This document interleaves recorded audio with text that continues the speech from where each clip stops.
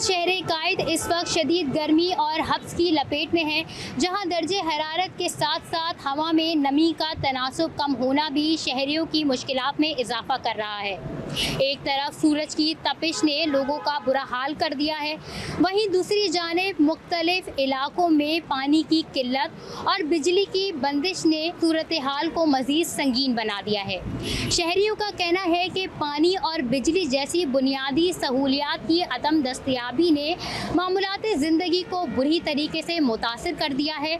घरों में पानी की किल्लत और लोड शेडिंग जैसे मामलात से बुजुर्ग, बच्चे और ख़वातीन सबसे ज़्यादा मुतासिर हो रहे हैं। महकमा मौसमियात का कहना है कि आज से 12 जून तक शहर के अंदर हीट वेव का इम्कान है, जिसके बाइस माहिरीन सेहत ने लोगों को हिदायत की है कि वो गैर ज़रूरी तौर पर घरों से बाहर ना निकलें, ज़्यादा से ज़्यादा पानी का इस्तेमाल करें और गर्मी से बचाव के लिए एहतियाती तदाबीर इख्तियार करें।